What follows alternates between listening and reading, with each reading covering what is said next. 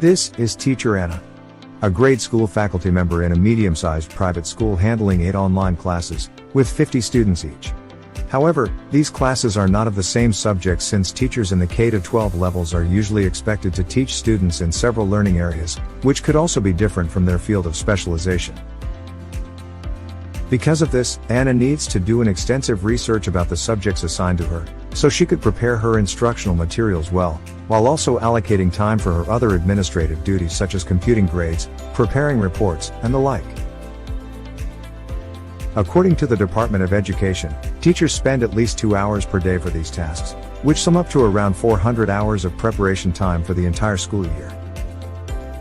But if there is only one set of competencies issued by DepEd, by which our students are to be measured, then why can't we have a single set of instructional materials, coupled with auto-graded assessments, and interactive and gamified learning activities that teachers coming from different schools around the country can use to effectively reduce their workload and free up much of their time for their family and personal lives?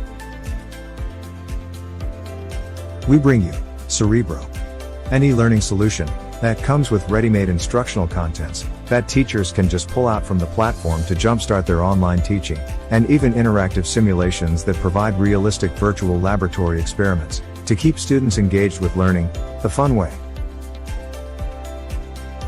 A video conferencing integration is also available, so teachers can easily start synchronous sessions right within the platform, while students with connectivity issues can download the printable modules, so they can continue learning even when they are offline. School administrators can monitor what's happening in their virtual campus, examine the system's usage data, and determine end users' performance. Parents can see their children's activity scores, and check their login times as well.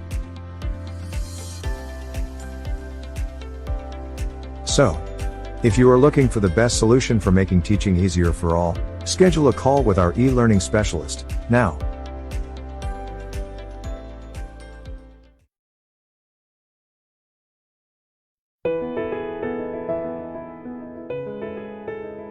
Trying to build up and grow our startup during the pandemic is really very challenging since we cannot meet with our team and our clients face-to-face, but it is also good that our product is purely online and is considered as a COVID solution. So we were able to continue delivering it to the teachers and schools in need of it, especially during this time. We made sure that we have an open line of communication with each other and that we can always tap anyone in our team to help us in our tasks that might seem very challenging to accomplish because of the current situation. Communicating with your team becomes even more difficult to do so because of this pandemic. Explaining new tasks and plans is very hard because you will never know if they really understand your presentation. What kept me going is the fact that students might stop learning if there are limited educational technologies available, especially during this time when schools are not allowed to operate in a physical setting. And the challenge of having students learning from home might also be a burden among parents. So we really strive to develop an all-in-one solution that will help prevent these eventualities. We had to make great adjustments just so we can continue offering our solution. Actually, what is good right now is that we no longer have geographic limitations, since working purely online opened the possibility of reaching clients from faraway places that are practically impossible for us to visit. You will fall every time you try to create a new step in your business. So instead of giving up because of that unexpected fall, make an unpredictable move to deliver your strategy and solution to everyone. My message to my teammates and the rest of the startup community is to always remember why you started and think about the reasons why you are doing the things you are currently doing, because this might actually help you to be even better and bring back your positive mindset, especially in times that you feel really challenged.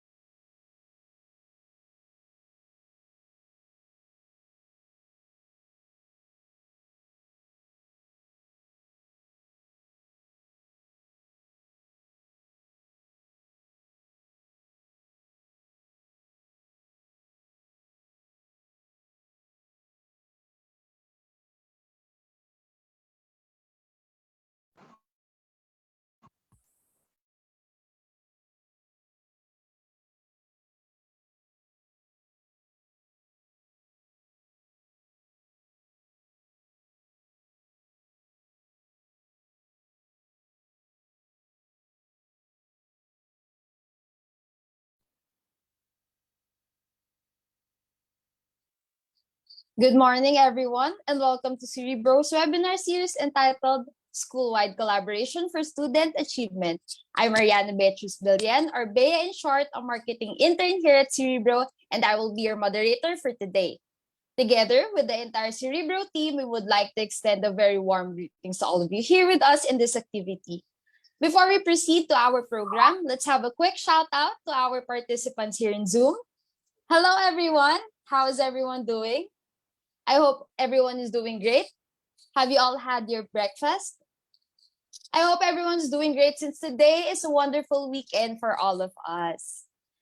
So to start our program, may I call in the Business Development Officer of Cerebro, Ms. Alondra Cooper, to discuss some important guidelines for our session this morning. Hello everyone, good morning. Okay, and welcome to our webinar today. Also, let me take this opportunity to greet everyone. No, good morning, teachers, aspiring teachers, school administrators, and our principals who are also with us right now. I hope you are all doing fine. Okay, good morning.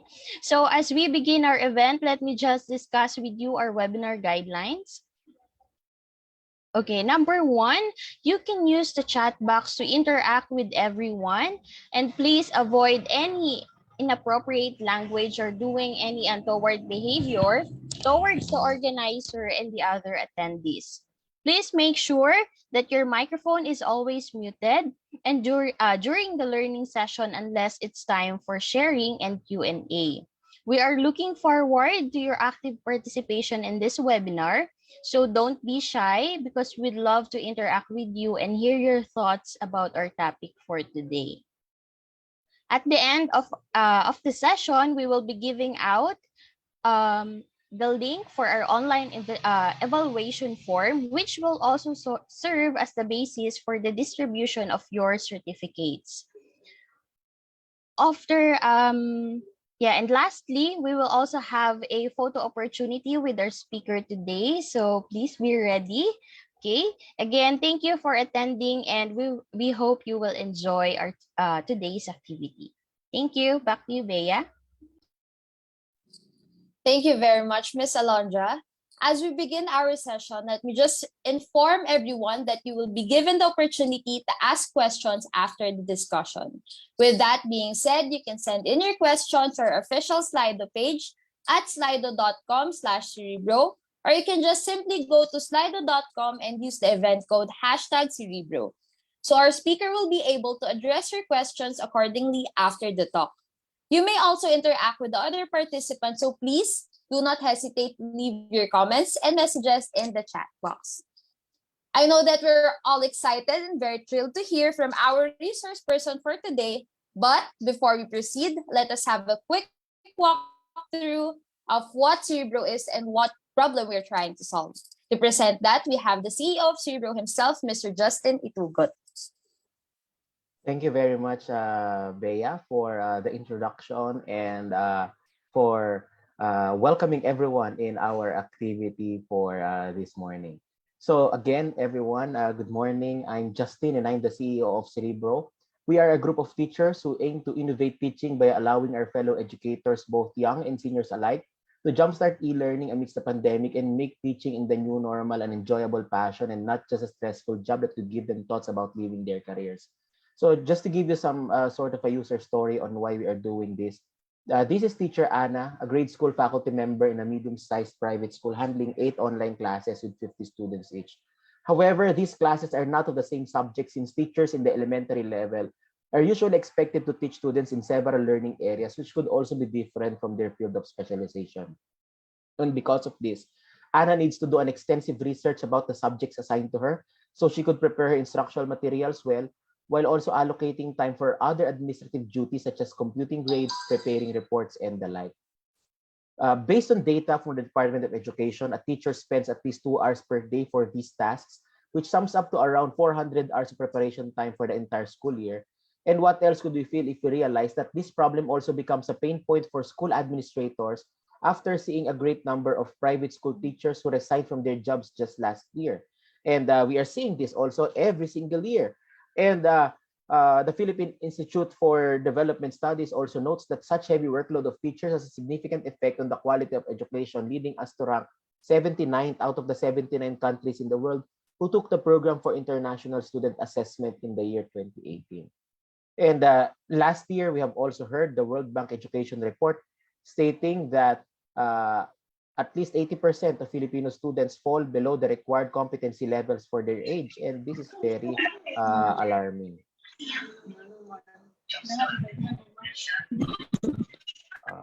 Let me just mute the other participants. Again, please make sure that your mics are muted throughout the session. Okay. And actually, because of these problems on faculty workload, high faculty turnover rates, and the quality of education that is being affected by the excessive workload of teachers, this is the reason why we created Cerebro, a collection of ready-to-use lessons, curriculum-based quizzes with test banks, and printable modules and worksheets. And teachers can actually use this to effectively reduce their workload by up to 400 hours per year and improve the quality of teaching. Unlike other e-learning products that focus on the platform only, we took it a step further by providing the ready-made teaching and learning materials, which we have carefully designed to align with DepEd's curriculum, allowing us to gain traction and compete with other widely used brands. As a complementary service, we also have an online help desk where teachers and students can easily see answers to frequently asked questions. And we also set up a special hotline for school administrators so they can instantly reach out to us if they need urgent assistance. So right now, we have covered 94% of the entire K-12 curriculum of DepEd with 2,870 e-learning contents across 102 courses, which we are already deployed and are currently being used by our current partner schools. And we are aiming to reach 100% coverage of the curriculum by September 2022, just in time for the opening of the new school year.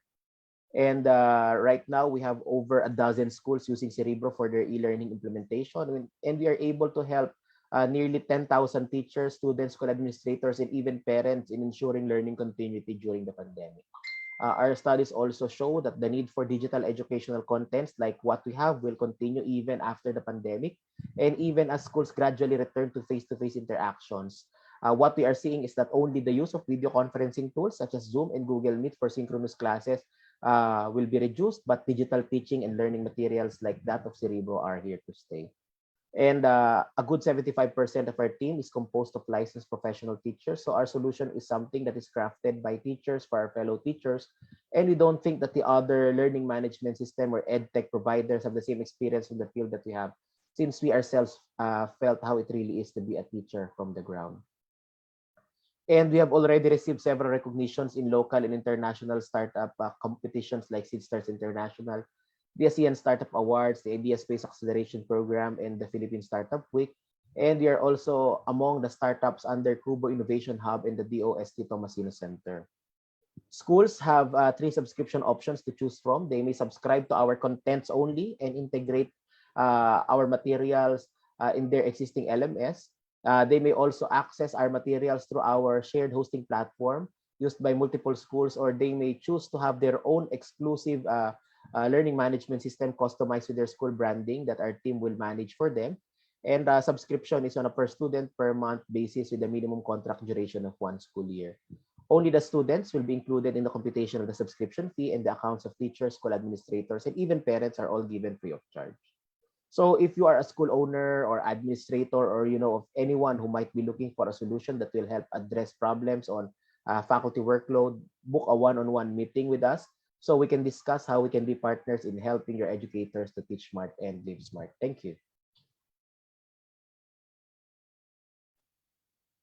Thank you very much, Sir Justin, for sharing with us how Cerebro would be a huge help towards institutions in implementing online classes. And even po ngayon na bumabalik na some of the schools sa face-to-face or the traditional class learning, for sure, kakailanganin at magagamit pa rin natin ang Cerebro, not only for students, teachers, school admins, and even sa parents po, no? Now, I know that we can't wait to hear what's in store for all of us this morning. May I call in again Ms. Alondra Cooper to introduce our guest speaker. Hello again, everyone. So it is a great pleasure for me to introduce our resource person today, who is going to talk to us about school-wide collaboration for student achievement. Okay. She is a licensed professional teacher and currently a junior high school principal at the University of Perpetual Help System Delta Molino campus. She received her MAED in or Masteral Education in Education Management with a high distinction from De La Salle University in 2017, took up Masteral Education in Social Sciences and BS in Secondary Education, major in Social Science, with an award of cum laude from Philippine Normal University, and currently enrolled for PhD in Educational Management at De La Salle University, which she also received exemplary academic performance since 2014 to 2020. She is also a former social studies teacher and prefect discipline of San Sebastian College Recoletos de Cavite. So without further ado, let us all welcome Ms. Maribel Ordoñez. A virtual round of applause, please.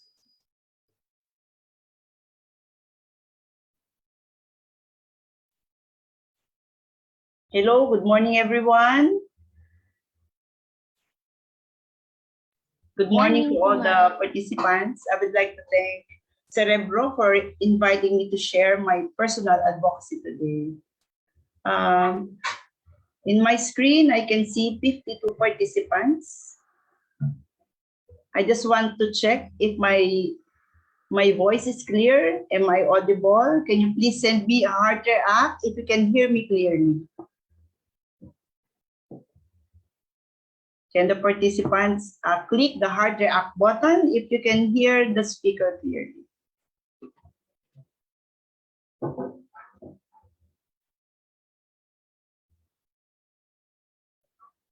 Okay. Let us now check if we can use your chat box. I need you to write your name, and beside your name, just write one word that describes how do you feel right now. Okay.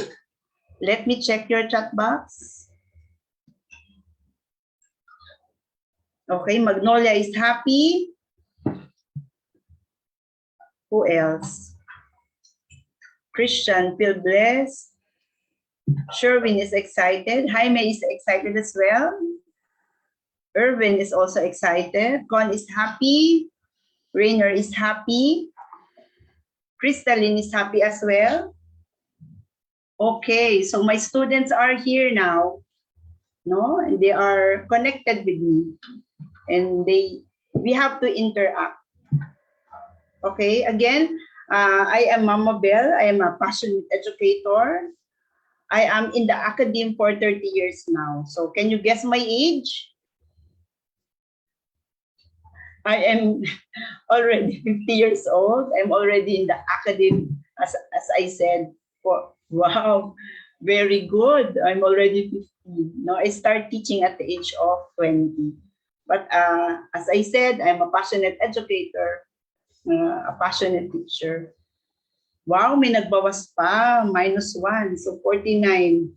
Very good, Joy May. Nabawas ng ilang months, okay? So let me start. I just want to know if we have the same concept of collaboration, okay?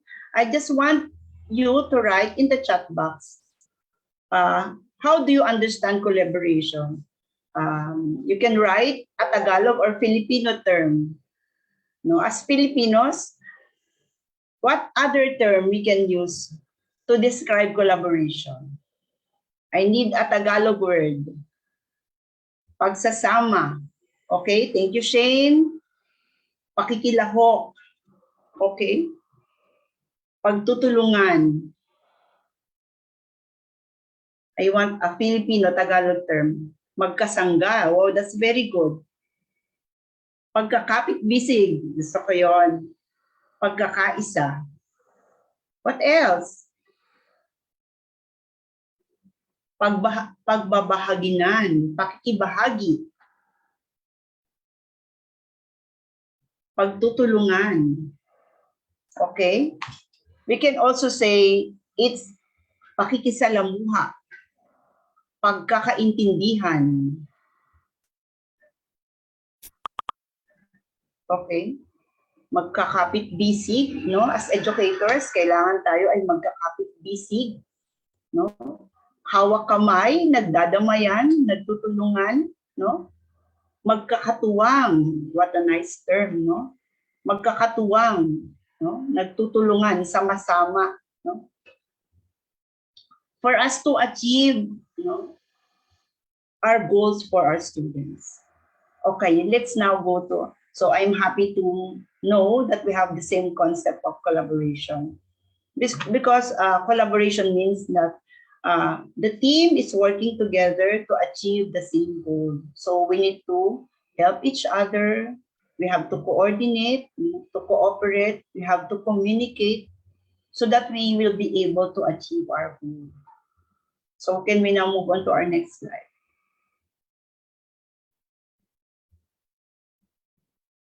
According to a very popular African proverb, it takes a nation to raise a child.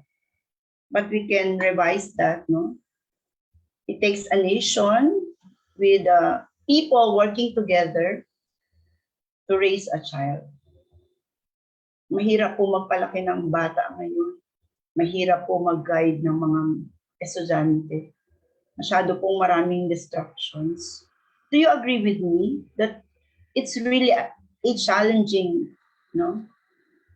To be a teacher is really a challenging task. Do you agree that it really takes a nation to raise a child? Okay. Especially in the online learning modality. Diba? We need to collaborate with the advisors, with the subject teachers, with the parents as well. Okay.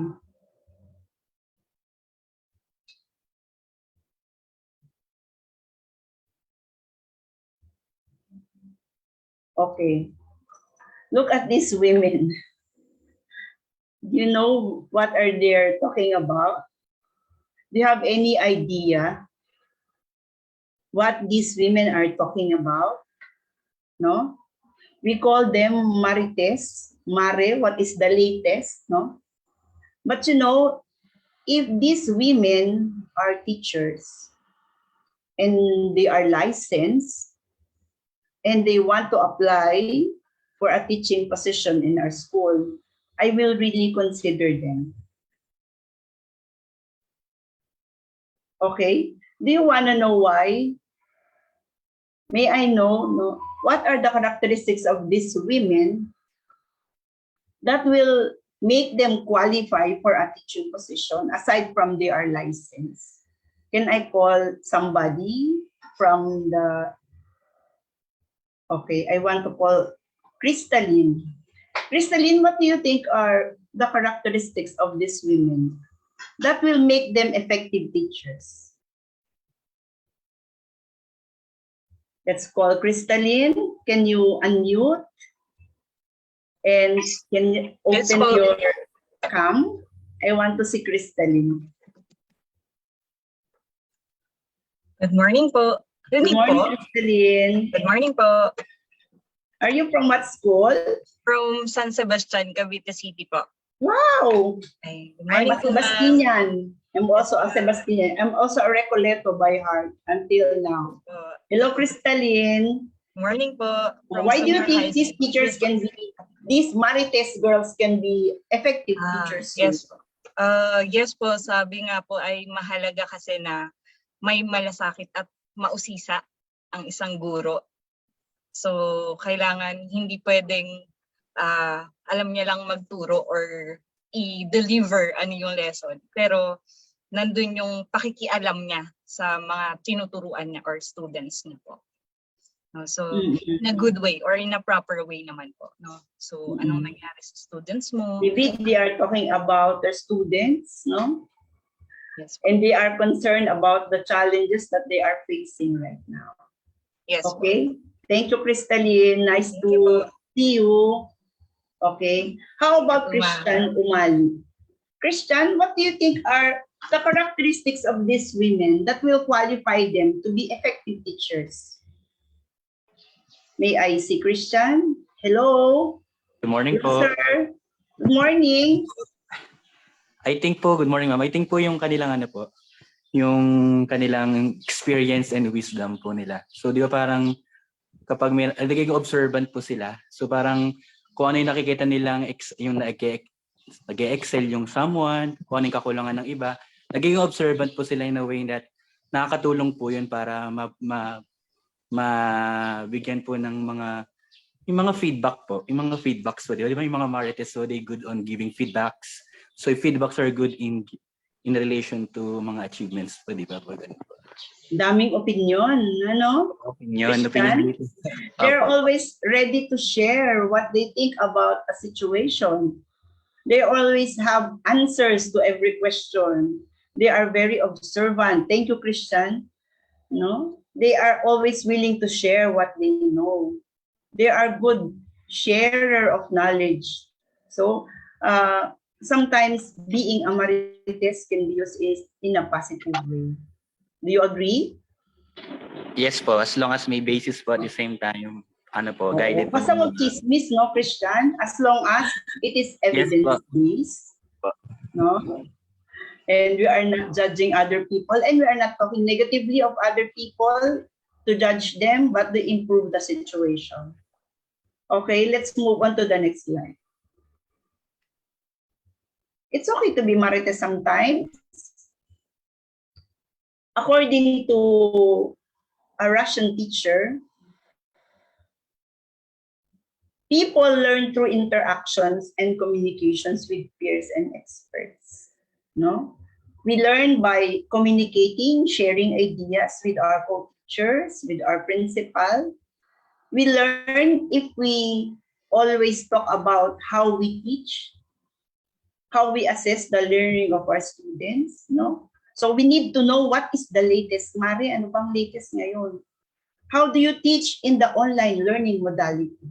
Can you share some effective ideas on how to teach effectively? So, kung ganito po naman ang mga Marites natin sa school, we need more Marites in our academic community. Okay?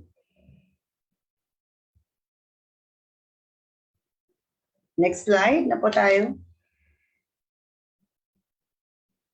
Okay, in the Western world, Finland is now leading in many educational rankings, no? And one of the major factors of Finland's success is attributed to the collaborative nature of teaching. No? Instead of teachers working alone in their classroom, teachers work collaboratively. They share their teaching practices in groups to improve the learning process. Aside from most of the teachers in Finland are MA degree holders, their schools are highly collaborative schools. So, not like our practice that we own our teaching strategies, we don't share it to anyone. We improve our own craft. No? So we now have to start thinking of working with a group of teachers in order to improve our teaching practice. Can you still hear me? Yes po. Okay, in my monitor it says that my internet connection is unstable. I hope that we are still connected. Okay, let's move on to the next slide.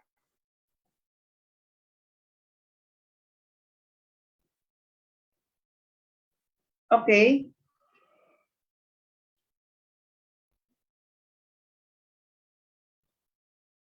Ganito po talaga kapag teacher, we need to start with the objectives. Why do we have this kind of webinar like right now? We have 4 objectives.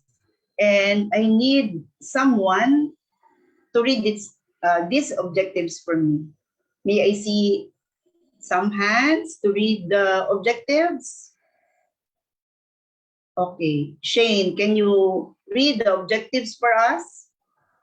Yes po, ma'am. Rinig po ako. Okay, Shane. I can hear you clearly, Shane. Objective. Realize the benefits of collaboration recommend team building activities to enhance collaboration skills and values, understand and apply the school-wide collaboration model, design effective collaborative practices to improve students' achievements. Okay, so these are the objectives, and I hope that all of us will be able to attain these objectives at the end of this very short webinar. Okay, meron daw pong weak connection. So, the first objective is for us, I need to convince you that collaboration is an effective way to achieve our goals. I will present a school-wide collaboration model. It's a collaboration model that is the outcome of my thesis writing. And then I want you to recommend team building activities for your school to enhance your collaborative skills and values. And finally, you have to come up with effective collaborative practices to improve students' achievement in your school. Okay. Let's move on.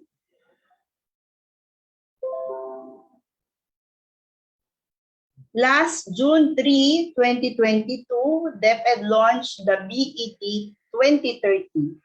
The BET 2030 is a strategic roadmap to improve the delivery and quality of basic education. No, you can find this BED plan. It is you can find this in the internet, DepEd order number 024 series of 2020.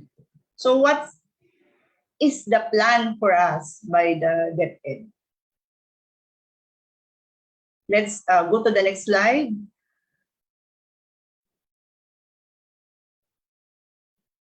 Okay, this is our dream.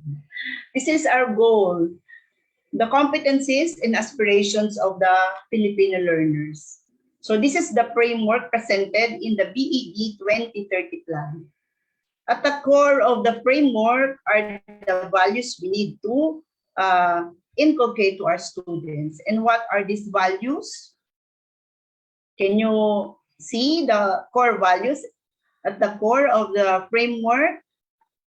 Kriyan, can you still read the core values in the middle? I can see Kriyan Iniwan. Is that your real name, Kriyan?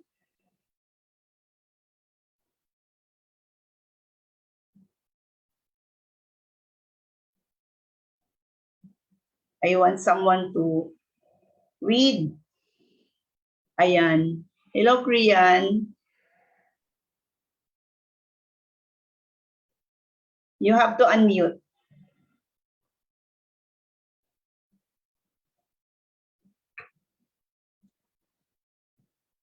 Hello po.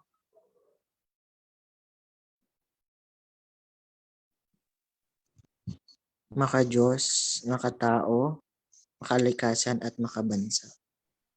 Based on your assessment, are our students today already maka-Diyos, makakalikasan, makabansa? Can you rate from 1 to 5? Are our students already maka-Diyos, makakalikasan? Ma'am, nawawala po ang signal. Naku, nawawala daw ang signal. That's a challenge for us. Thank you, thank you. So we need to develop these core values among our students. Maka-Diyos ba yung ating mga bata? Makatao ba sila? No? 90% maka-Diyos according to Katrina. Are they still regularly communicating, going to church? Do they have religious activities in school? No? Are they makakalikasan already? Okay. Aside from the core values, we also have the 21st century skills that we need to develop to our students. These are the 4 skills around the core values. And what are these skills? Okay, I need to call someone again to know if the students are still here, if the participants are still here. 55 na lang po sila ngayon, kanina madami sila. Okay, may I call Evelyn Diliarte to read the 24th century skills that we need to develop to our students. Evelyn, are you still with us? Yes, learning and innovation skills, information media, technology skills, communication skills, life and career skills. Thank you, ma'am. Thank you, ma'am. These are the skills that we need to develop to our students according to the BED 2030 plan. Okay? And then, if we are able to develop these skills among our students, they will become competitive, they will flourish, no? They will become sustainable. So these are our aspirations and competencies that we need to develop among our students. It's the dream of the DepEd that all Filipinos are able to realize their full potential and contribute meaningfully to a cohesive nation. Ganito po kabigat yung nakaatang sa ating mga balikat as educators. Minsan po nakafocus lang tayo dun sa subject matter natin that we need to finish before the exam. But we also have to consider all of these competencies that we have to develop among our students as we go through the lesson every day. No? Am I able to develop the core values among my students, no, as I teach every day? Are they acquiring the skills that they need to apply for them to help in the nation building of our country? Ganito po kabigat yung nakaatang sa atin as educators. We do not only prepare the plan and achieve the learning goals of our lesson plan. We have to consider this overall strategic plan of the Department of Education. Okay, let's move on to the next slide. Okay. Tingnan na po naman po natin, no? As teachers, we also have challenges that we need to face. May I know some of those challenges from you? I want to see your hands, your virtual hands, and share with us some of the challenges you are facing right now as teachers. Walang problema ngayon. Christian, what is your greatest challenge as a teacher? Sa ngayon po, ma'am, good morning po pala. Sa ngayon po, since online po yung modality po, no, yung academic integrity lang po ng yung mga output submitted. No, like, some of them po, hindi na alam kung plagiarize pero we put trust naman po dun sa mga sinasabit po nila. Pero still challenging po yun. Challenging po para po challenging for us to measure if there's really integrity in the kind of output that they are submitting to us. So, ang hirap, no, Christian. How do we know? No? Mahirap naman maging judgmental, Christian, ano? Opo. So, that's one challenge. Hello, Ma'am Jamie. Ma'am Jamie is my former colleague and a friend.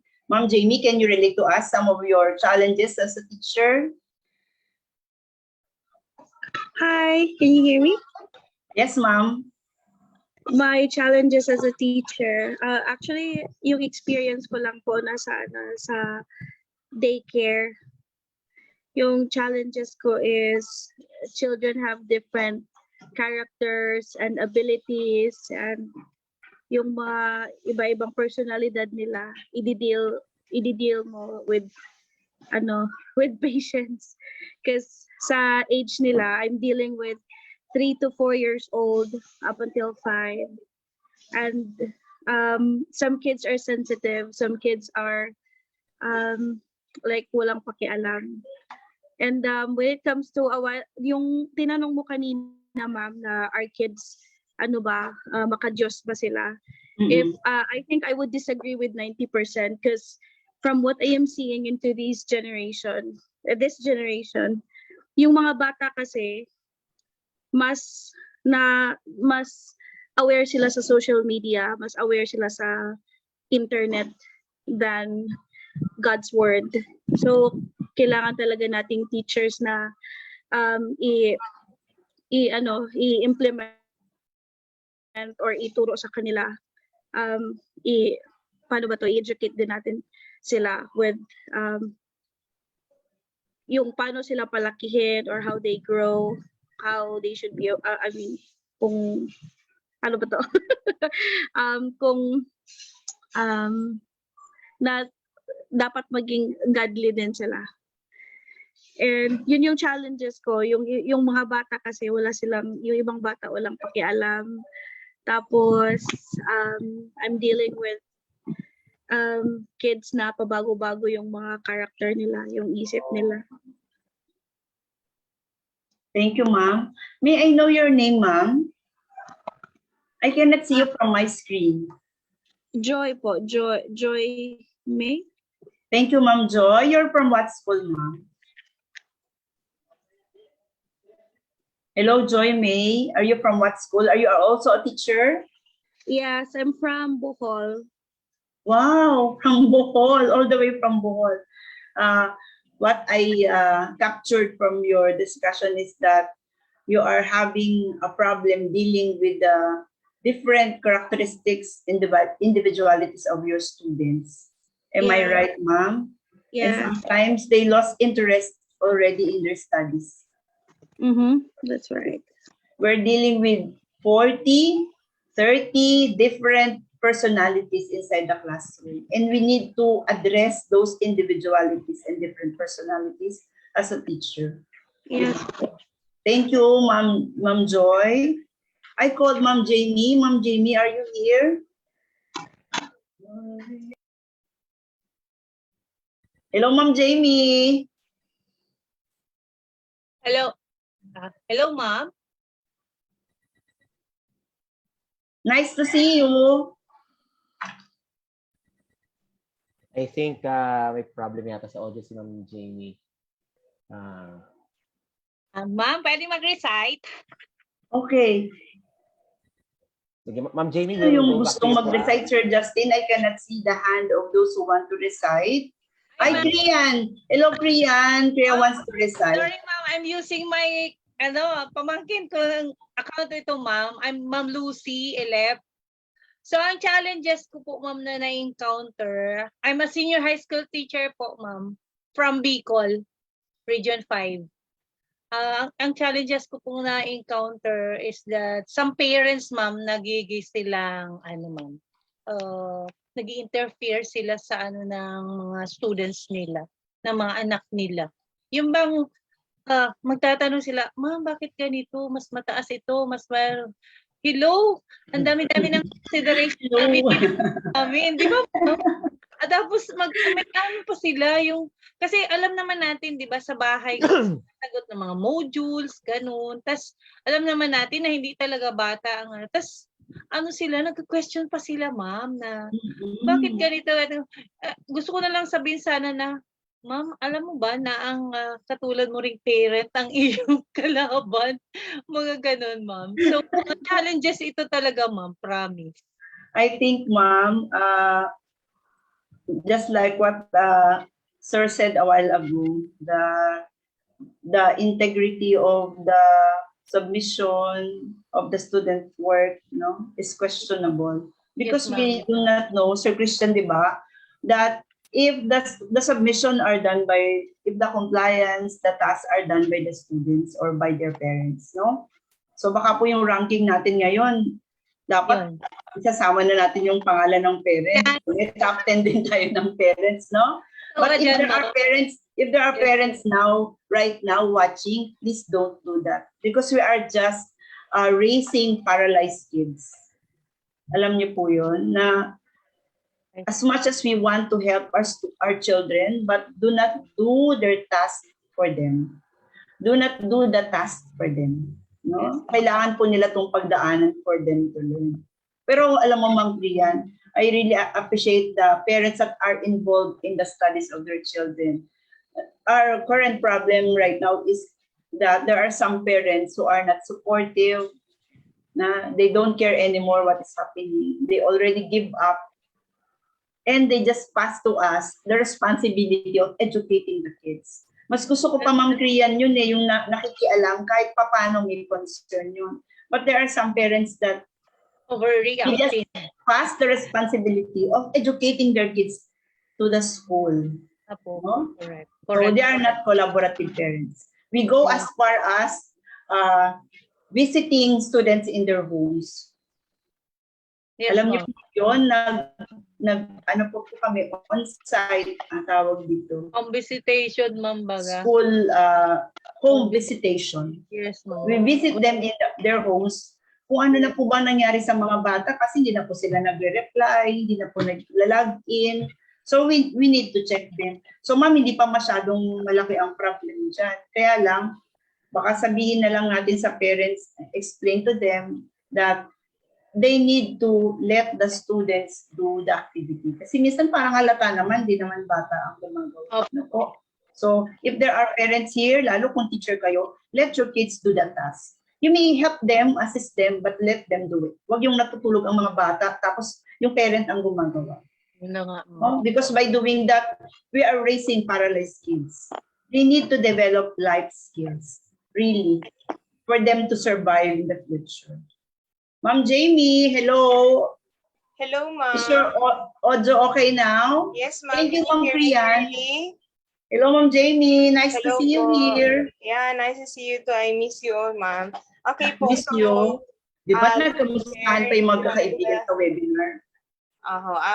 One of the challenges that as a public school teacher is now facing is making students realize that help is always available and that they are also able to help themselves. So we are having problems with our students who are in the modular, those who are under the modular modality. Modality, yeah. Because of the life challenges they're facing, most of them are actually working students.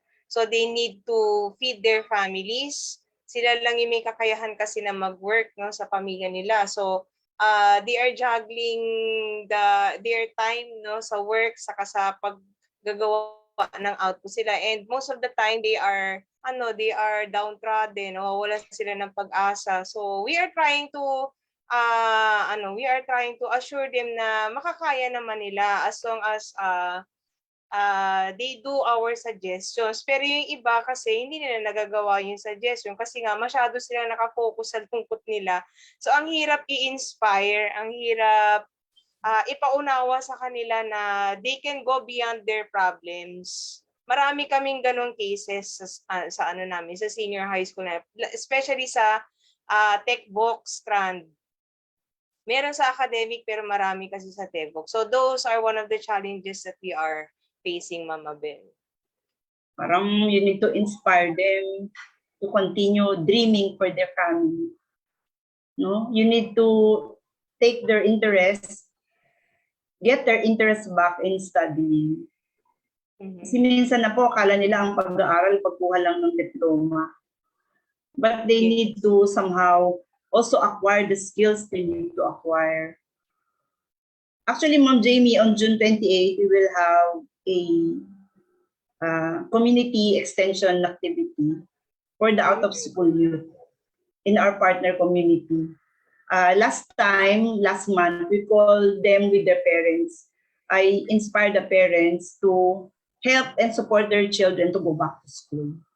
And then the guidance counselors naman, they are assigned to talk to the students. And then we will have another series this month on June 28 because we want them to recreate their dreams and work hard, no? Kasi kung ang pamilya natin mahirap and we don't study, we don't believe in education, we cannot achieve our dreams. Habang buhay na lang tayo mahirap. So that's the challenge of the teachers, to make the students realize that education is the best weapon to counterattack poverty. Diba, Ma'am Jamie? Yes, Nakakalungkot ma'am. I kung agree. parang parang binabali, wala lang nila yung pag-aaral.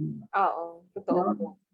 I want to inspire everyone. My father is a farmer and my father is illiterate, but I am a school principal because my father also believes in the value of education to raise the standard of living of their children, no? So, isipin mo nga, ang tatay ko nga hindi siya nag-aral, pero ginawa niya ang lahat para mapag-aral din kami magkakapatid. So, sana ganun din po yung mga parents natin, no? So, pati yung mga parents, no, Ma'am Krian, pati sila problema pa natin, di ba? So, aside from the challenges of preparing the content, of what we will teach, no, how to deliver the content, how to manage our time to do all tasks, no, to adjust to different types of students, no. These are the challenges that we have as teachers, no, and we cannot do this alone. We cannot solve these challenges and problems alone. We really need the help of one another. That is my point, and that is why we have this webinar right now. Okay, let's move on. Thank you, Jamie. I hope to see you soon. Yeah, I hope to see you soon. Thank you po. Let's move on to the next slide. Okay. According to the BED 2030, sana nabasa nyo na, parang 320 pages po yun. These are some of the challenges that educators need to face. Okay, number one is to address the immediate impact of pandemic on our learners. May impact ba? Can you see the impact of the pandemic to our students?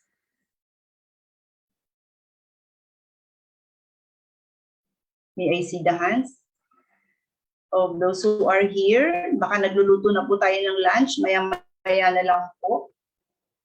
Okay. Can we identify some impact of the... Yes, Sir Joseph, can we identify some impact of the pandemic to our students? Kala ko Yes, nagluluto good ng morning. lunch si Sir Joseph, yun pala, nandito pa. Hello, sir. Yeah, hello, ma'am. Good morning. Kumusta po kayo? It's been a long time, Sir Joseph. Yes, thank you, ma'am. I think one of the impacts here, the pandemic, is the learning gaps between the students. Sir Joseph, can you speak louder because I cannot hear you clearly, sir. How about that, ma'am? Okay na po ba? Kasi actually, okay, sir. Okay, sir. My microphone. So yes, I think one of the impacts here during the pandemic is between the learners. I think they're having a gap, especially those students who are taking online, and as compared to those students who do the modular. And other than that, of course, the well-being of the student, that is one of the greatly affected during this pandemic. Do you agree, sir, with me that some students lost interest in their studies during the pandemic? Yeah, I do believe. I agree with you, ma'am. Even also the parents, kasi yung magulang, they prefer to choose the traditional learning as compared to the modalities that they offer during the pandemic time. Kaya kahit yung magulang din po ay nawawalan po ng interest kasi meron din kaming mga magulang na nakakausap that mas gusto nila or sabi nila, hindi po muna namin pag-aaralin for this year. Babalik na lang po kami once that face-to-face classes come back. Okay, thank you, sir. Thank you, Sir Joseph. Thank you, ma'am. I think because of this pandemic, some of our students lost their interest in their studies, no? Parang 2 years ba silang hindi nag-aaral? No? Parang 2 years na silang hindi nagbabasa. They found it hard to answer the modules themselves. Totoo po yun. And sometimes the parents are answering the modules for the students. So we really don't know if our children learn a lot, if they learn a bit, no, from the 2 school years. Nagtuturo naman tayo, we send them modules, pero we're not sure if they're really learning from us. Okay, next is we need to ensure safety and overall wellness of our learners. We already had our limited face-to-face classes from April 5 to June 3. So far, wala naman pong nangyari na may nagkaroon ng COVID. Safe naman po yung mga bata. Pero we don't know next school year if we really are opening for 100% face-to-face classes. We also need to address the learning loss. Maraming hindi natuto. Sabi ko nga dun sa mga naka-modular, kung yung mga naka-online may teacher, hindi sila matuto, what more those children who are answering the modules by themselves, no? So as educators, we need to close the learning gaps.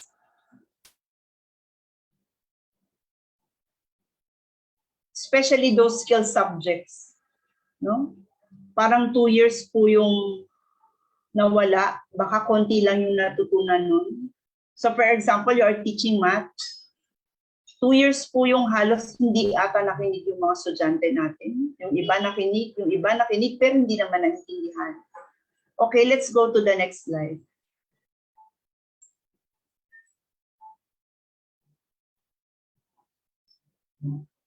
We need to confront the issue on quality of education. Are we really providing quality education to our students? No?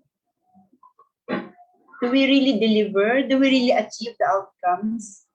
No? Do we really achieve the objectives of our lesson? Another is we need to anticipate the future education. Nung isang araw po, we had a meeting with some of the industry partners, and I got one concept.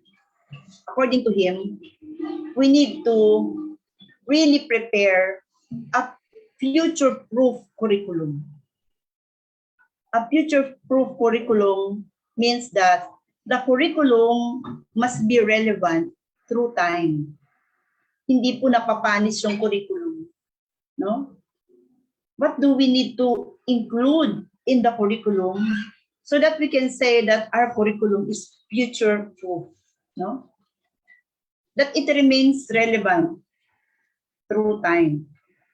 Another one is we need to embed the rights of children and youth in education. That's according to the BED 2030. We are now following a right-based education approach. As we want to achieve the dreams of the BED plan, we need to ensure that we provide quality education. No, we need to innovate, no, some practices, technology in education, and as we go through that, let us make sure that our students are safe, they are well, walang mga anxiety ito kan naririnig natin, that they are stressed. And we also want to ensure that they were able to practice their rights as children. Di ba po, ang hirap. Minsan, yung mga bata, may right ba silang hindi gumawa ng assignment? Kasi na-stress na po sila. So, hindi na po sila magsasubmit kasi po nagkakaroon na po sila ng anxiety. Do you agree? Some students are complaining that they already are experiencing anxiety because of the task. So, how can we achieve the quality that we want? No? If we cannot push our students, we have to take good care of their mental wellness, emotional wellness, no? As we achieve the goals of education. So yun po yung malaking challenge sa ating mga educators. How do we do that? That we ensure that the students enjoy while learning. No? They learn while enjoying. No? That students are not stressed and they still learn from us. Malaking challenge po yun. What kind of innovations do we need to introduce? Grabe po yung demands ngayon. Baka po masyado ng luma yung tinuturo natin sa mga estudyante natin. Baka naman po yung tinuturo na natin hindi na relevant pagka-graduate nila ng college o ng high school. No? Let us also look on the content of what we teach and how we teach our students. Next slide na po tayo.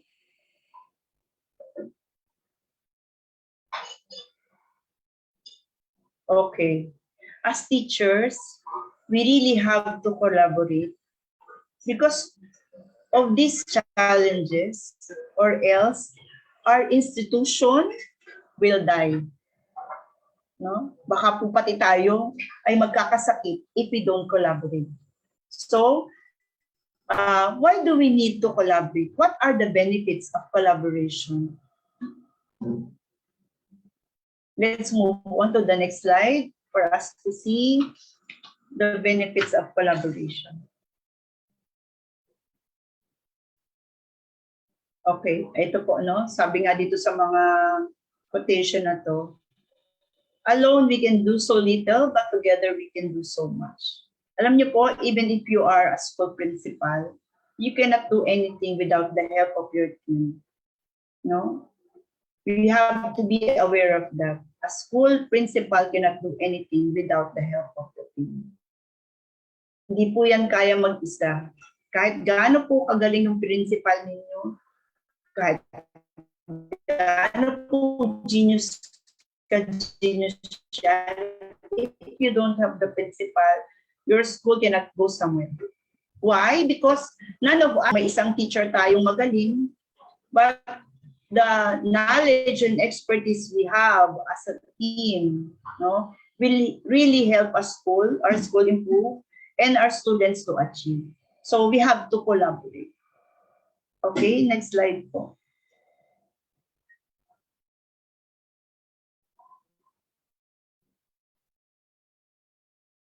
Okay, we have, I enumerated 9 benefits of team collaboration. I got this from several readings because, as I said, I conducted research. No, my thesis is about collaboration in school. What are the benefits of team collaboration? Let's find out. Let's have the next slide. Okay. One is it increases the overall quality of teaching.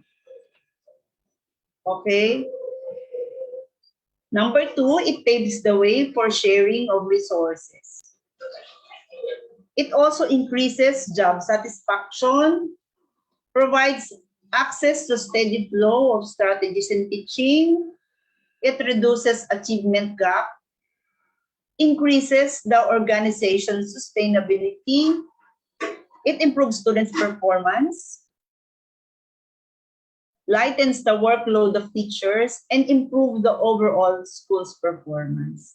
When I say it increases the overall quality of teaching, no, you need to have collaborative practices once in a while, for example, once a month, where you share some strategies you use in teaching. Dati po kasi magkakahiwalay yung mundo natin. No? We have to share some tips. No? How do we assess students? Yes, that's PLC, tama, Christian. We need to practice or to conduct professional learning community in our school. No? Alam mo, nung araw, hindi pa namin masyadong naintindihan yung collaboration.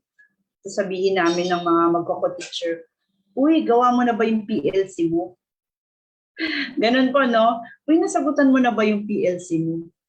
It should be done by the team. And because we lack time to do it, no? Different areas or teams do it individually. So there's really no collaboration going on. We just answer the PLC forms and submit it to the principal. Okay? So, why does collaboration increases the organization sustainability? How does it sustains organizational? Yung mga expert teacher namin, isa-isa silang nagre-retire. Tapos, na-hurt ako, sabi ko, what will happen to the school if these expert teachers will retire? They will retire without even passing to the next generation the expertise they have. That is my fear before, no? That soon these expert teachers will leave the portals of the school and they are not given the chance to transfer the expertise that they have to other teachers. That's why the organization cannot sustain if these teachers leave the school. Nakakalungkot po yun.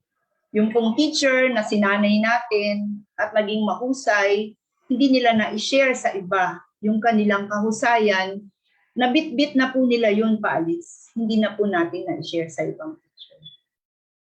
Collaboration also lightens the workload of teachers. No? You have to plan your lessons together. You have to talk about how do you assess. You can share resources.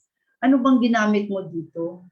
No? Can I borrow your materials for this certain topic? No?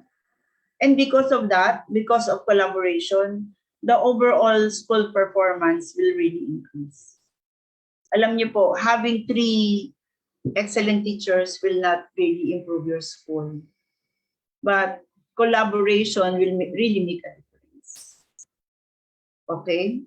So I hope that you are convinced now that for us to solve our problems in the school, for us to surpass the challenges, achieve our goals, we really need the help of one another. We really need the help of co-teachers, of our coordinators, for us to be able to solve some problems. Minsan sinusolo lang natin yung problema na nandyan lang pala sa katabi natin yung makakatulong sa atin. Okay, we now go to the next slide.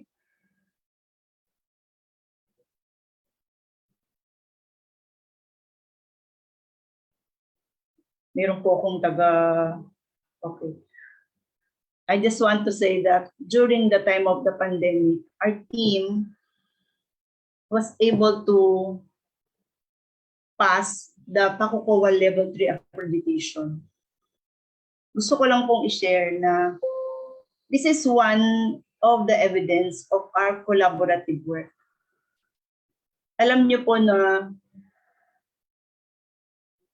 it's very hard to collaborate with your team that you are not in the same office. No? Malalayo po kayo. Work from home po yung mga teachers namin. Ako po nasa school. But we need to prepare all the needed documents for accreditation. And I'm very happy, to say that we really have a strong team. Kasi kung hindi po, we cannot achieve, we cannot go this far. Imagine, in the middle of the pandemic, we're able to pass the level 3 accreditation status. We are also, we're able to maintain our ISO certification for 2 consecutive years in the time of pandemic. So, if I may say that, really collaboration is something we need to practice in our school. Okay? Hindi ko po pwedeng sabihin na magaling po kasi akong principal. No, I cannot do this alone. My team is all behind me. We really coordinate, collaborate, we help each other to achieve this dream of the school. Okay, let's move on. I only have 30 minutes left. So this is our ISO recertification this school year. So we maintain our certification in the time of pandemic. Okay, Sarah, let's move on. Okay, as I said that collaboration is my personal advocacy.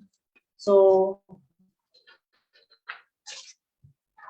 I conducted a study about the assessment of teacher collaboration in selected accredited private secondary schools in Cavite. I just want to know the extent of collaboration in these accredited schools.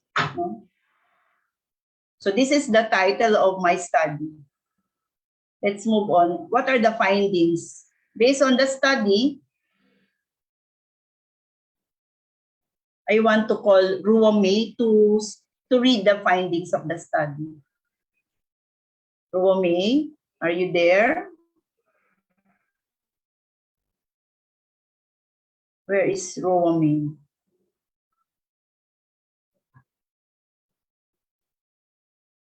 Can you hear me, ma'am?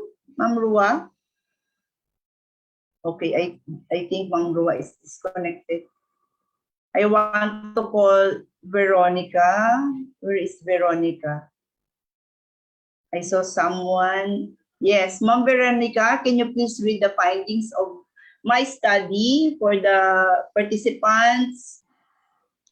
Findings revealed that the extent of practice of teacher collaboration in 4 dimensions, namely shared values and vision, shared personal practice, collective learning and adaptation, and supportive conditions and relationships is to a very great extent. Where the extent of practice of collaboration in a dimension, supportive and shared leadership is to a great extent.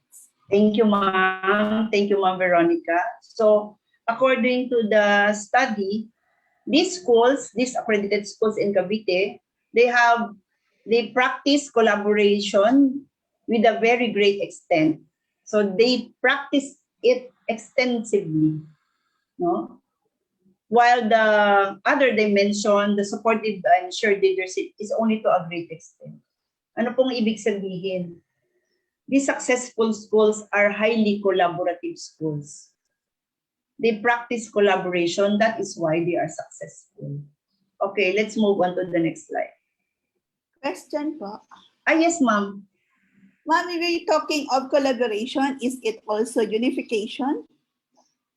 Is it also? Unification. Okay, ma'am. I will discuss more on how to conduct collaboration in the next slides, ma'am. Okay po? Okay pa. Okay. So, I want to call again, Ma'am, I see, Ma'am Alondra from Cerebro pala ito. Hedwig Osabel. Can you read this for us, Hedwig? Okay, ma'am. Teacher respondents strongly agreed that collaboration positively affects the students' achievement and teachers' performance. Okay, this is based on research, no? The teachers really agree that collaboration can increase students' achievement. Not only that, it can also increase teachers' performance. Because if teachers perform well, of course, this will affect the achievement of the students.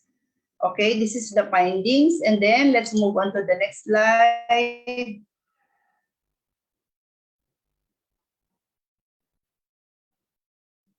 Okay, so one of the findings is the study also recommend that the teacher collaboration model be implemented to increase students' achievement in teachers' performance. So the outcome of my study is a collaboration model. Actually, it's a teacher collaboration model that we can also use school-wide. Okay, so let me show you the collaboration model. Let's have it, the next slide. Okay, this is the output of my research. No? It's a very easy to follow model that you can use in your school. Okay, the first one is the mission vision of the school. So in the center of the model is our mission vision that now we need to align with the Basic Education 2030 plan. Okay? So our aim is to achieve the mission vision of our school and also align our mission vision to the Basic Education plan of the DepEd. Okay? It is the core.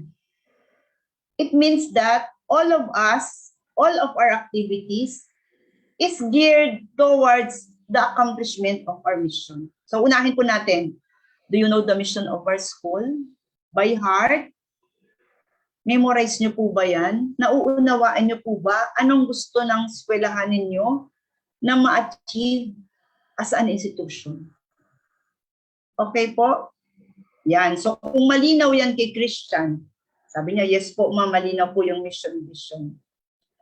We are now doing the process to achieve the mission. The first thing to do is to identify the goal of your team. Ano-ano po ba yung team natin sa school? Meron po tayong subject area team. Meron tayong academic team, may discipline team. Meron tayong PTA, no? Iba-iba po yung team natin. Merong admin team. So the first thing that we need to do is to identify the goals and align it with the mission vision of the school. Next is that we need to analyze students' data, implement collaborative activities to achieve our goal, and then we need to monitor and evaluate. So this is the process, the collaborative process. Let's move on to the next slide. No? We need to explain the process one by one. Okay. If you are students' wellness team, you need to identify your goal as a team, making sure that your goals are aligned with the mission vision of your school. Okay? For you to know where you are now, sabihin nyo, ma'am, mabababa po yung output ng mga estudyante, mababa po yung grades nila.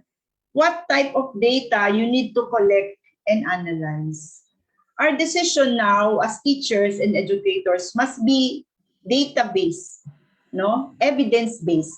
We need to collect data, hindi porke lang merong parent na nag-complain, babaguhin natin yung policy. No, we should not do that. We need to collect data for us to know what will be our next step. For example, we are planning to have on-site tutorial for students in math and science. But before we do that, we need to conduct a survey. How many students believe that they have not mastered the math and science skills? So we need to collect data first. And based from the data collected, we are now creating collaborative activities. We need to implement collaborative activities for us to achieve the goals of our team. Okay? Kung wellness team po kayo, ilang estudyante po ba ang may report at may anxiety sila kasi ang hirap ng assignment, ang dami yung binibigay na schoolwork? Ilan po ba yung nakausap ng guidance office? Ilan po ba yung parent na nag-report sa atin na yung bata iyak na ng iyak kasi hindi niya na kaya gawin yung mga tasks na binibigay natin? We need to analyze those data. And then, what collaborative activity we need to implement for us to achieve the goal of the team? After implementing the activity, the collaborative activity, we need to monitor the activity and evaluate as well. No? Hindi po pagkatas na implement, katulad nga po ng sinabi ko sa inyo, yung PLC namin, meron kami PLC 1, 2, 3, 4, 5, 6, 7, 8, 9, 10. It's the way of our principal to monitor if we are conducting PLC. But because we do not have time to do it, we're just writing the answers without consulting the team. So How can we evaluate the activity? How can we monitor the activity? If there's no real collaboration that is happening.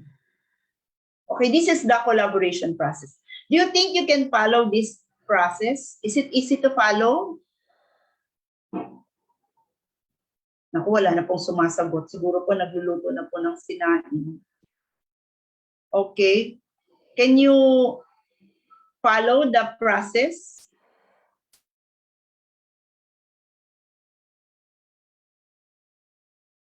Richie? Can you still hear me? Naku, baka wala na pala ako. Baka disconnected na pala ako, Richie. Yes po, sabi ni Magnolia Velasquez. Okay po. Bakit pala yung mga bata pag tinatawag? May I request that those who are here, may I request that you open your camera. Kaya po ba? Kaya po ba ng internet mo na i-open? Ang hirap po pala mag-discuss pag wala ka nakikita. Okay. Sige po. Those teachers who love teaching may open their camera. Yung mga naka-lipstick, pwede na po mag-on cam. Kahit hindi naka-lipstick, mag-on cam. Ayan. May nakikita na ba ako naka-on cam? Naku, mukhang wala Nasa grocery kaya to, Madam Principal, o nandito talaga siya? Okay. No cam po, ma'am, pero I can hear you. Di pa po kasi na-install. Okay, let's move on to the next slide. Naglalag daw. Ganyan-ganyan din yung mga estudyante. Sabi, ma'am, hindi ko ma-on cam. Okay. A while ago, I already showed the collaborative model, no? So there's a circle, and around the circle, the outer circle illustrates what the conditions we need in order to for collaboration to be effective. Ayan, ma'am, may issue po pag nagka-cam. Okay, sige. So, hindi po madali magkaroon ng collaboration sa school. There are conditions that need to be present for collaboration to be effective. Number one is we need team building activities. Ma'am, paano ba magti-team building? Magkakahiwalay nga po ngayon. No? We need to implement team building activities. Ano po, ayun po ko sa party. Okay na po sa akin, champurado party. Okay na po sa akin yung pandesal party. Pwede naman po kayo magpunta sa Palawan para mag-team building doon. Kung meron po talaga tayo, Miss Richelle, na budget, no, Ma'am Katrina, kung may budget talaga tayo, we can go to Coron to have team building activities. But if we do not have enough resources, no, we can still implement team building activities. In our school, we have regular Monday devotion. Sama-sama po kami nagdadasal, no, every Monday afternoon. We have wellness activities. No, we enjoyed. Yesterday, we had our Taizum wellness activity. We also have some outing. Kakatapos lang po namin yun. Sana nga ipepresent ko, kaya lang baka kulang na tayo sa time. We really need to build our team. So we really need to have some activities to enhance our relationship. Okay? The second is we need to allot time for collaboration. Principals must need to make a schedule wherein team members are vacant for a certain period of time for them to collaborate. Mahirap po kasi kapag ang collaboration time nyo after 5 o'clock. Nagmamadali na pong umuwi ang mga mami, mamamalengke pa, magluluto. So, we need to find time within the office hours, no, to have a common time where all the team members are free so that they can collaborate. Okay? Next is we need to provide needed materials and equipment. No? Do we have a place, a classroom, an office where we can collaborate? May computer ba doon? May bond paper ba? May microphone ba doon? We have to prepare those equipment. Okay? We also need to build supportive structures. For example,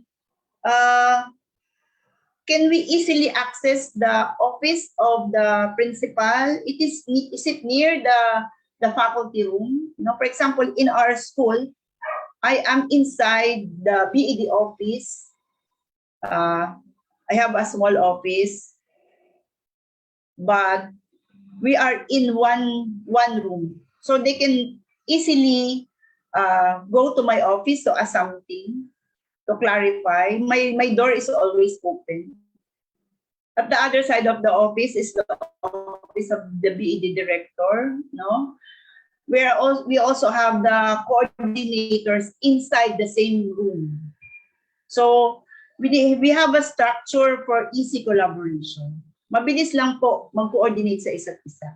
Okay po? So kung halimbawa po ang principal nasa ground floor, ang mga faculty nasa fourth floor, medyo ayusin po natin yung structure where we can access everyone, we can communicate with everyone easily. Eh ma'am, paano po ngayon? Naka-work from home. So I just requested the teachers to open their communication lines from 7 to 5, 7 to 4:30. Walang magsasara ng, ay naku, para hindi ako patayin natin. So we have to open our communication lines. No? We still have activities online so that we can collaborate. And the last is we need to develop collaborative skills and values. Alam niyo po, like love, we cannot mandate collaboration. Volition po ng tao to eh. If you're part of a team and you still don't want to share what you know, and you still don't want to accept the help of others, collaboration will not happen. So we still have to make sure that we do not only have the skills to collaborate, we also have the needed values to be a collaborative educator. Okay, let's move on to the next slide. Kulang na ata ako ng oras. Okay. Here are some of the collaborative skills we need to acquire. So, communication skills. It doesn't mean that you have to good in grammar, you have to speak well. Hindi lang po yun, no? You know how to communicate well. You are open, no? You can express yourself, no? During meetings, you can give your comments, you can provide a suggestion to the team. You must also have conflict management skills. How do you manage conflict? Ako nagtampuhan, yung teammates, hindi na po sila mag-uusap. So dahil hindi na po sila mag-uusap, wala na pong mangyayaring collaboration. Sometimes, no, sabi nga nila, masaya kapag kaibigan mo lahat at magkakasundo kayo lahat. Pero minsan hindi po talaga yun possible. Because we are different from one another. But we have to focus on our mission. We have to set aside our personal differences to achieve our goals. No po, wag po natin masyadong dalhin yung mga personal issues natin. Because we have tasks to do, we have objectives to achieve. No? We also have to acquire interpersonal skills. How do we relate to other people? No? Careful listening skills. We listen with our heart, not only with our ears. Ano ba ang gusto niyang sabihin? Ano ba ang gusto niyang iparating? No? And aside from that, improvisation skills, be creative. Pag nakita natin may isang problem, no? How can we creatively solve this problem? No? So we need to be creative. Okay? Let's move on to the values that we need to acquire. Ayan po. Ito pong medyo challenge natin. Number 1, professionals naman po tayo, no? We need to respect really one another. Sabi ko, if not love, at least respect. Love po ba natin yung mga kasamahan natin sa trabaho? Mahal po ba natin sila colleagues. Yes po, very good Christian, no? We need to learn to love them. But if it is that hard to, ayun, love na love naman daw. Si Christian lang ata ang sumasagot sa akin. No, love na love daw yung mga kasamahan nila. No? So, sabi ko nga, if love is not possible, sabi nga kasi ni Lord, we have to love one another as we love ourselves. Di ba? Sabi ko, kahit respeto lang. And then, we also need to have the value of humility. Alam niyo po yung humility.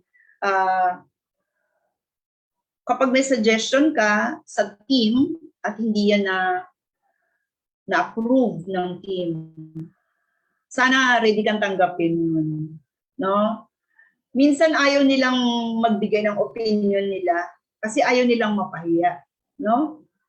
Pero kapag ganyan po yung isip natin, yung perspective natin, we really will not grow. No? Even I'm already a principal. I always ask my teachers, what do you think about this? Because I do not know everything. Minsan nga mas magaganda pa yung suggestion nila kasi sila ang nasa battlefield. So we need to be humble enough. No? Hindi po tayo master ng lahat ng knowledge, no? So we need to recommend, we need to accept the suggestion of other people.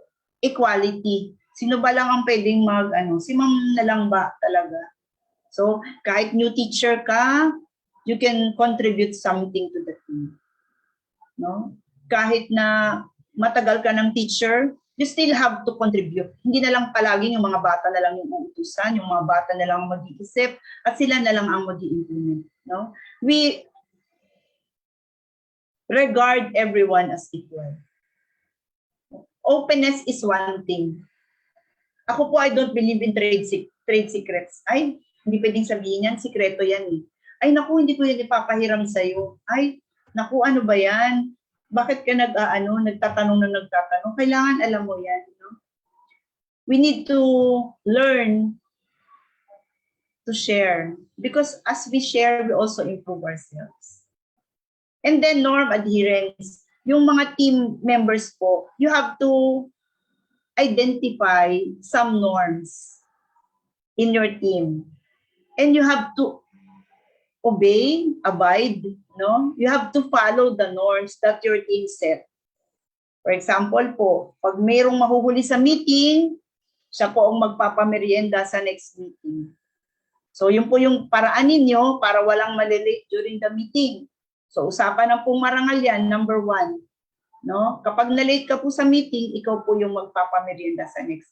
By doing that, no, you will be able to make sure that everyone will come, no, wala pong nalilate.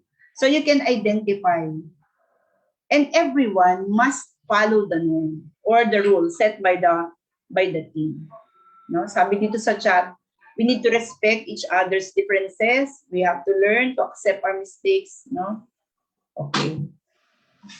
Opo, minsan po pag principal ka, nagkakamali ka din po. And you need to admit na nagkamali ka, no? You always need the help of your team. You have to be consultative, no? Hindi po ako naniniwala na an organization rise and fall because of a leader. It always the team that work together to achieve their goal. Nakakahiya po, nasasabihin ko na dahil sa akin, kaya nag-a-achieve yung team. Hindi po totoo yun. Because I cannot do that alone. We need a collaborative, no, community for us to do it good, to make it better for our school. Sige na, siguro I need 5 minutes more. Sarah, okay lang ba?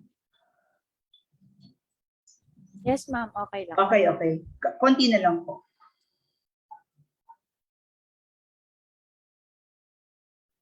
Sabi ko nga po, you cannot mandate collaboration. No? Nandun ka sa meeting, but if you don't want to share, Wala pong nangyaring collaboration. If you don't want to listen to other people's opinion, wala pa din po nangyari. If you don't want to grow, no, tayo po ang magdidesisyon. So, even if the principal told you to collaborate, to improve your practice, nothing will happen unless you decide to be collaborative. Okay, let's have the next slide. Okay. What team building activities do you have in your school? Okay, can you write in the chat box what are these team building activities that you have? Meron ba? O kanya-kanyang buhay lang tayo, KKB?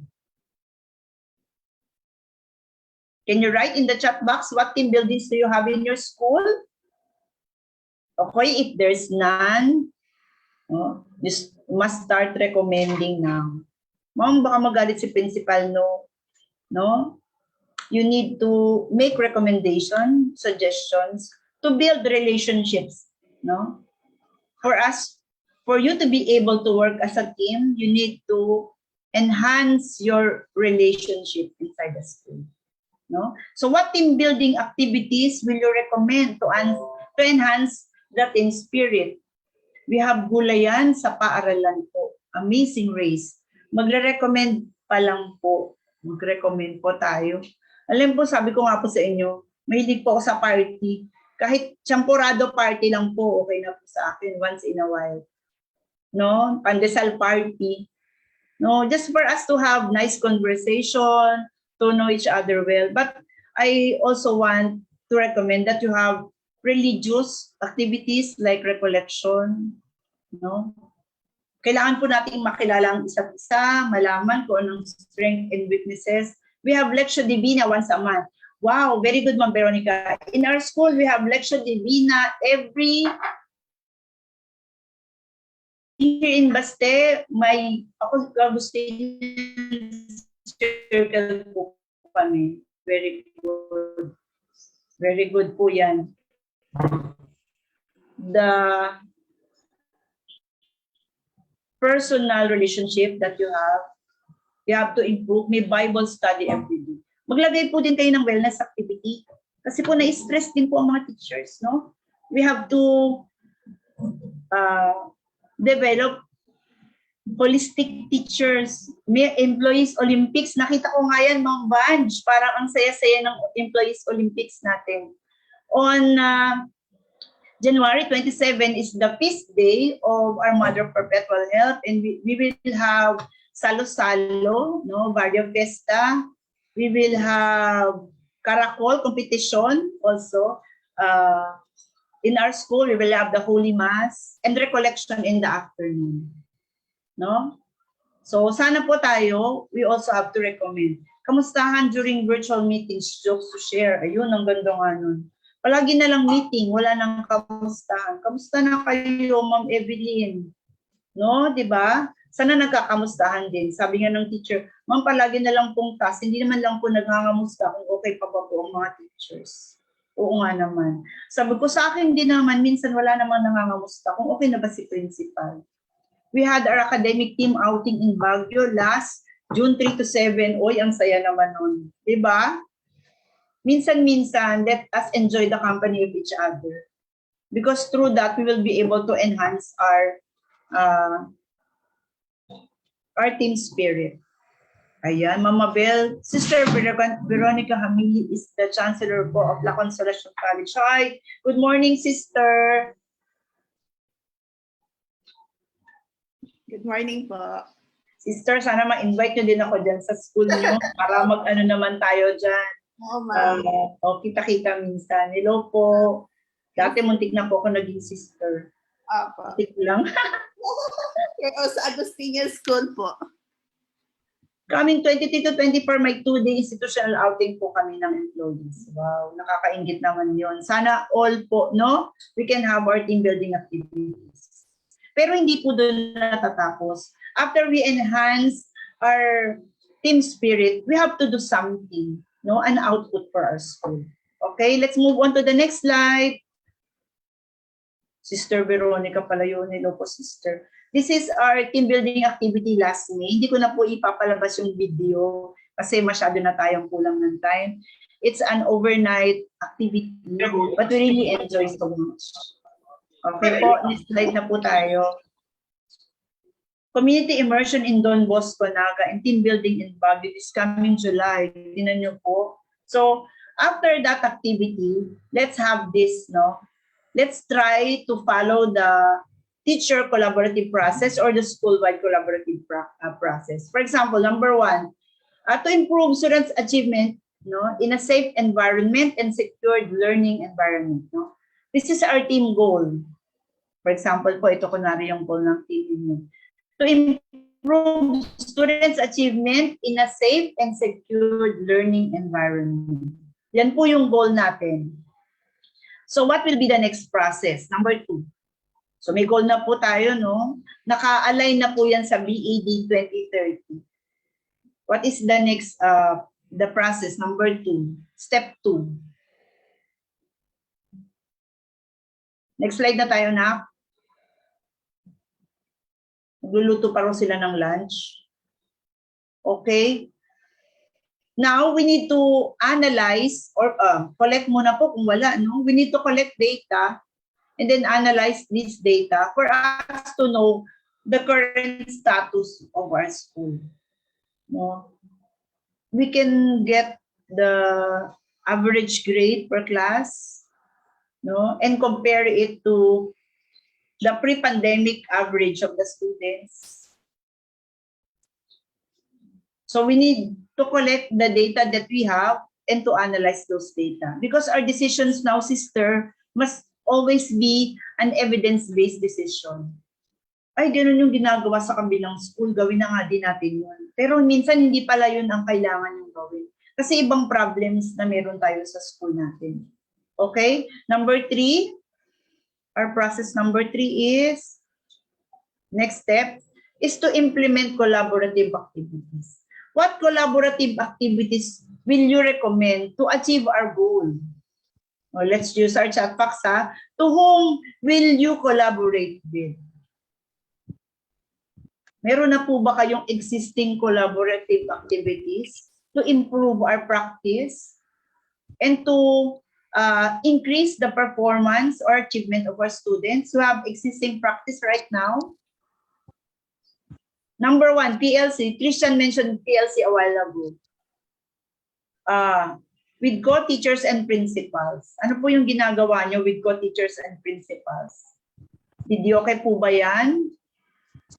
No? To the parents. Ayan, we need to collaborate with the co-teachers, with the principal, with the parents. Kanino pa po? Spear, counter, spear. We need to collaborate with our external providers. No? Yung po bang external providers natin like Cerebro? So, 4 times 3.15. Or sino po yung naka-open ng mic? Okay. May I share in our school, during the pre-pandemic, we have professional sharing. No? During our PLC, we share some practices, effective practices. No? Meron po yung once a month. No? We talk about our practices. For example, during our inset this year, I collected some recorded video of the teachers while they are teaching. And then we will try to analyze what are the strengths and weaknesses of those process, teaching learning process. Pwede po natin gawin yun. No? Ay naman ma'am, nakakahiya. I-analyze pala yung teacher. Hindi po si teacher ang i-analyze. Ang i-analyze po natin, the learning and teaching process and how we can improve them. Okay? When I say collaborative activity, you really have to find time to sit down together and talk about the strength and weaknesses of your current practice. Gets po ako doon? We need to sit down together, talk about our practice, and be serious, no? know the strength and weaknesses of our practice. Okay po? Kasi hindi po natin minamarites yan. Paano ka ba nagtuturo? No? Paano mo ba ina-assess kung natuto ang mga estudyante mo o hindi? No? So we need to collaborate with teachers, with the principal. Kailangan pa ba natin isama ang library or guidance counselor? Do we still need to include them? Okay, we should include them, even the guidance counselors, the librarian. No, we need to also coordinate with the discipline team. And also, sabi ko nga ngayon, dahil tayo ay nasa online learning modality, we really have to work hand in hand with our external providers, no? Our LMS providers, for us to really cater our needs and the needs of our school. Okay po. Ano ba natin sasabihin yung collaborative activity? Pwede niyo pong i-observe ang isang teacher habang nagtuturo siya para makita niyo po anong strength at itong mga strength na to ma-acquire ng ibang teachers ninyo.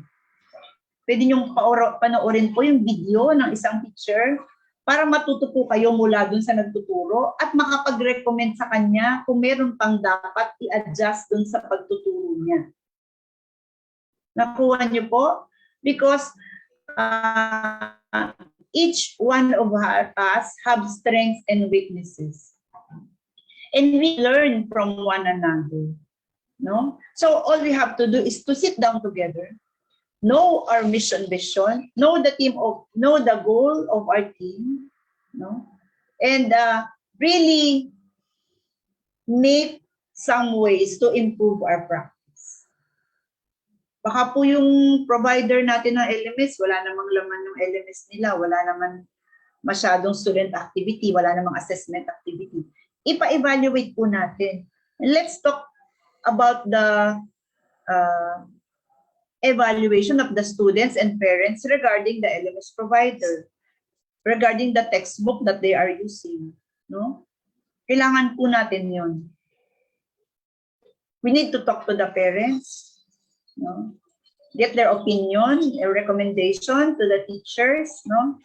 Who are using the learning material also. Okay? Malapit na po akong matapos. Okay po. And then we need to conduct monitoring. How will you monitor the activities? Who will conduct monitoring? How will you know if the activities are successful or not? So, what will be the measure of our success? Okay, next slide po tayo. Malapit na po tayo matapos. Konti na lang. We can now last na po ito. So, important things to remember in implementing the teacher collaboration model or the school-wide collaboration model. Okay? Number one, letter C is to create team goals. No? Nagre-review na lang po tayo. We have to identify the goal of our team. Meron po akong mga friends. Minsan yayakagin nila kami mag-exercise. Minsan naman nagyayakag kumain. Sabi ko, isulat nga natin klaro. Ano ba talaga ang ating goal? Tumaba o magpapayat? So napag-isipan po namin na ang goal namin ng aming friends ay maging masaya. So kung magiging masaya po kaming magkumain, so you have to really write down the goal of your team para wala po tayong lituhan. Write the goal of your team clearly. Write them down. Be specific. Ano pang gusto nating ma-achieve as a team? Letter O is to offer different collaborative activities and practices. Sulat nyo na po, ano bang pwede nating collaborative activity? Pag ang problema natin ay discipline. Sino ba ang ka-collaborate natin? Those students who are lost their interest in their studies, how do we solve that problem? Okay? Next is we learn together through sharing of best practices. Wag na po tayong mahihiya. If we need to ask for help, minsan po nahihiya yung mga bagong teacher, humingi ng tulong sa mga ano bang tawag natin dyan? Expert teachers. Nahihiya po silang magtanong. Ito naman pong mga expert teachers, nahihiya namang mag-recommend na hindi sila tinatanong. So let us institutionalize collaboration sa mga school administrators po dito. Let us institutionalize this. Gawa po tayo ng memo. This day, this time of the day is our collaborative time. We have to listen to suggestions with an open mind. Ako, wala namang nabibigay ng magandang suggestion yan. Okay? We have to allot time to achieve the goals of the team. Hindi po yan madali. Hindi po natin nakukuha ng isang upuan. Let us be committed to achieve our dreams, to achieve our goals. No? Let us organize and provide resources needed. Sister, baka kailangan po nila ng computer dun sa collaboration room. Baka kailangan po ng champorado habang nagko-collaborate sila. O baka kailangan may papandisal. Okay po? And also, we need to recognize the success of the team. No? Kapag sinasabi po natin yung accomplishment report natin, wag po natin sabihin na ako o yung isang tao lang. It's always a team effort and we have to give them due recognition. We need to acquire the collaboration or collaborative skills. We need to acquire communication skills, interpersonal, conflict management skills. No? Let's take time to monitor and evaluate our activity. So this is the summary already of the teacher collaboration model. If you want to adopt it in your school, try lang po natin. No? Because none of us is as smart as all of us. We have to really work together, hand in hand, kapit bisig, hawak kamay, no? Let's do bayanihan to achieve our goals. I still have one slide left, I think.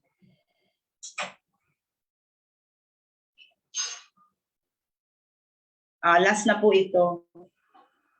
So, last Sunday, this is the message of Pope Francis to us. And it also talks about collaboration. Sige po. Let's ponder on the message of the Holy Father. According to him, the Holy Trinity shows how to be open to others, to be good, to be generous and gentle. No? The Holy Trinity teaches us that one can never be without the other. One can never be without the other. Because we are not islands, we are in the world to live in God's image. Open, in need of others, and in need of helping others. So I will end my talk with this message of Pope Francis. No? Let us bear in mind that we have really great challenges as educators. And according to Pope Francis, one can never be without the other. No? We are always in need of others and in need of helping. Sino ba ang hindi nangangailangan ng isa't isa? So, thank you. Thank you for being an active participant. I hope you learned something. And I hope that you adopt the teacher collaboration model in your school. And I hope also to see sister in her school. Lagi po akong available. Sabihin nyo lang po earlier. Yung mga school admin po, let's help one another. Hindi po ako naniniwala sa trade secrets. No? Ito na po yung time na sabi ko nga, let's work hand in hand. Let's, sabi niya, magkapit bisig, maghawak kamay. No? Ito po ay para sa mga kabataang Pilipino. Hindi na lang po tayo para sa sweldo natin kasi hindi naman talaga ganun kalaki. No? We do it because this is our mission and this mission is from God. So salamat po sa inyong lahat. Thank you for listening. Thank you, Sir Justin Cerebro, for this opportunity to share my personal advocacy. Salamat po. God bless us all. Thank you. Thank you so much, Miss Maribel, for sharing that informative, comprehensive, and very interactive discussion on school-wide collaboration for student achievement. Thank you po, ma'am, for sharing with us what benefits could result through collaboration po. And now, we are opening the floor for the question and answer portion. If you have any questions that you would like to ask, please send them to our official Slido page, which is posted here in the chat box. It's at slido.com/cerebro, or you can just simply go to slido.com and use the event code #cerebro so our speaker will be able to address your questions accordingly.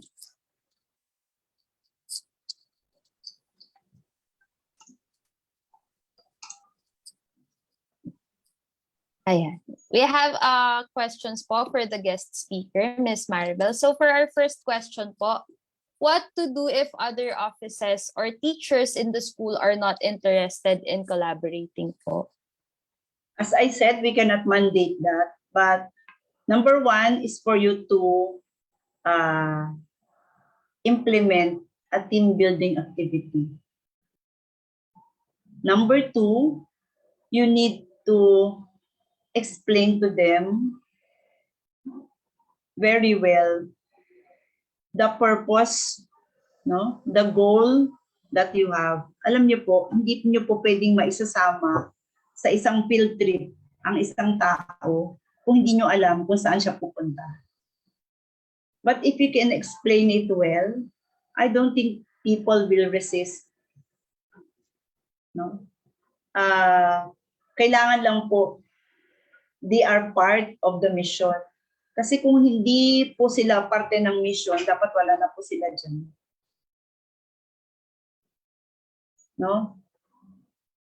I don't think if the director or the school principal will call for a meeting, a collaborative meeting, teachers will not attend, or personnel in the office will not attend. I don't think that will happen.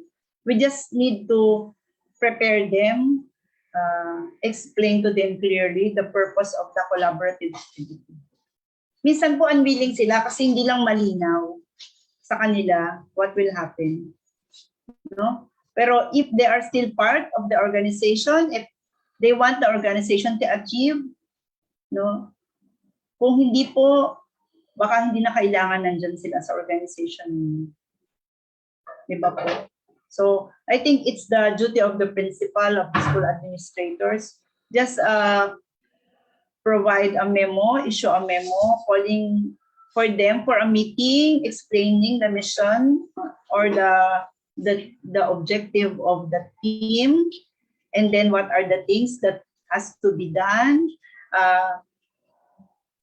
provide them the support that they need, ensure them that we will support them throughout the activity.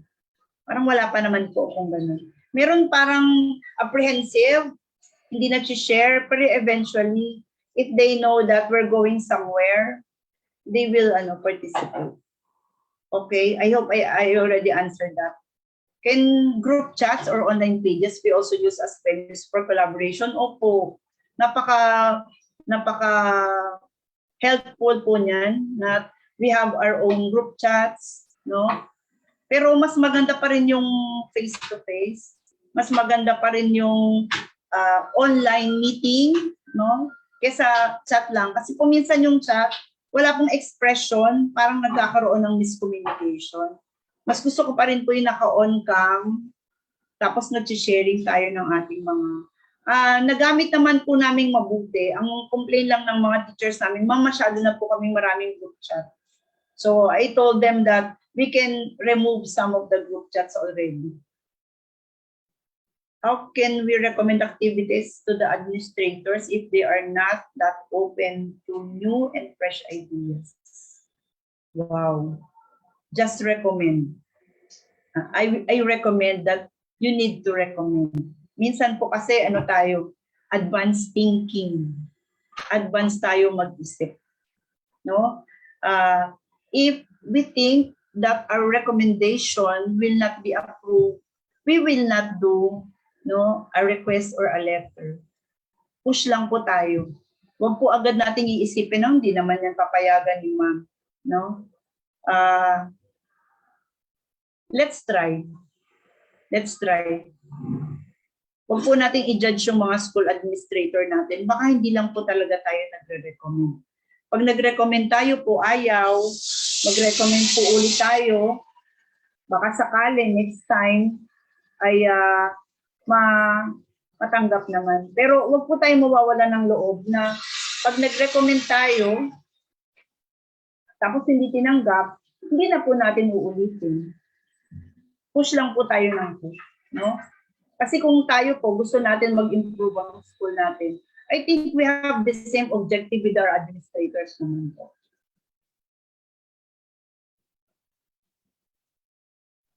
Wala na. Ayan. So thank you po, Miss Maribel, for answering the questions. And thank you, participants, for the questions also. And I hope that all of you have gained something from our session this morning. Kaya, parang napansin ko na sana nandito rin yung mga school administrators and they can also hear the teachers, no? Kasi one secret of collaboration is openness. No, na the administrators are open, the teachers are also open with suggestions. The same with those who are working in the offices. Minsan lang po meron tayong culture na, yun nga, advanced thinking. Advanced tayo mag-isip, no? Hindi na natin itatry, no? Ako po kasi, masyado akong naniniwala na lahat na pag-uusapan, no? Na basta lang po tayo ay nagkakaintindihan at tayo ay nagkakaunawaan, marami po tayong ma-accomplish. Kasi si ma'am din naman yan nakikinig. So hindi na tayo magsasuggest. No? Ako po, I'm a new principal. It's only my 4th year of being a principal. And I really learned a lot from the teachers, from the coordinators. Marami pa po akong hindi alam at marami pa po akong matututunan. So kapag nagsara na po tayo ng pinto, hindi po ako nagsasara ng pinto, literally, my door in the office is always open. Teachers, kakatok lang sila, ma'am, ganyan, diretso na po sila doon. We can always recommend. Pero, huwag po tayo mag-give up pag hindi natanggap yung recommendation natin. Ulit po, no? Baka meron naman gusto si ma'am other way of doing it. Okay?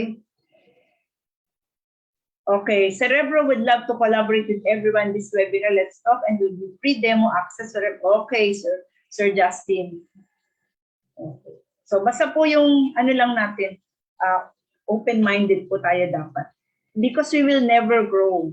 Kapag sinara na po natin yung pinto natin, wala na po, hindi na po tayo mag-grow. Salamat po. Thank you. Thank you, Miss Bea. Sir Justin, thank you so much. Thank you so much, Miss Maribel. So now let's move forward to presenting of the certificate of appreciation for our resource speaker for today. Let me read it for everyone.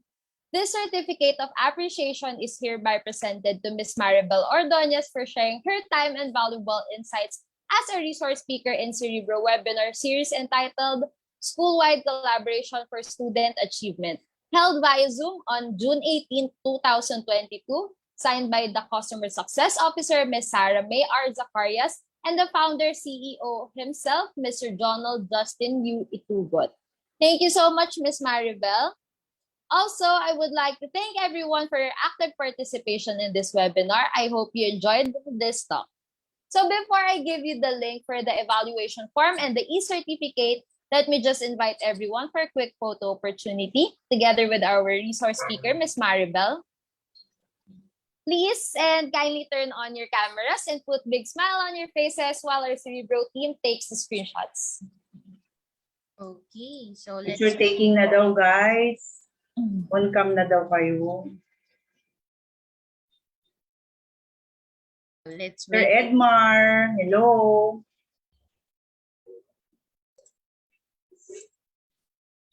Okay. Wala na po bang habol na mag-open? Wala na bang hahabol? Ano ba yan? Wala na hahabol. 1, 2, 3. Wala na po. Okay. So, we have 3 pages po, no? Okay. Hold your smile and 1, 2, 3. Smile. Thank you. Okay po. Thank you so much, everyone. Thank you. Thank you, everyone. And as I have promised, please go to the link sent in the chat box, and it is also flashed on the screen to answer our online evaluation form and get your e-certificates. Again, I'm Ariana Beatriz Belian, one of the marketing interns here at Cerebro. Thank you so much, and see you again on our next Cerebro webinar series. Happy weekend, everyone. Happy Saturday.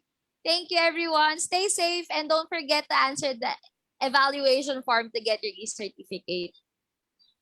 Thank you so much. Thank you, Cerebro. Thank you, Sir Justin. Thank you, Bye, Miss everyone. Have a Maribel. nice Thank you weekend. po.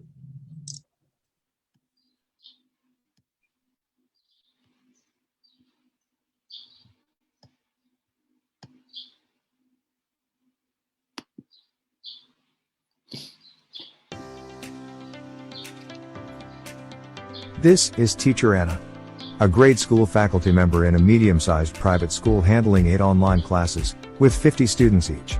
However, these classes are not of the same subject since teachers in the K-12 levels are usually expected to teach students in several learning areas, which could also be different from their field of specialization.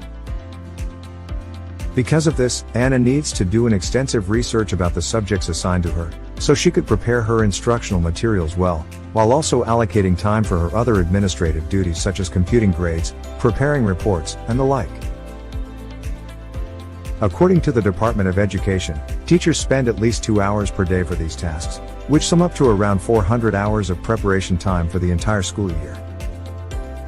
But if there is only one set of competencies issued by DepEd, by which our students are to be measured, then why can't we have a single set of instructional materials, coupled with auto-graded assessments, and interactive and gamified learning activities that teachers coming from different schools around the country can use to effectively reduce their workload and free up much of their time for their family and personal lives?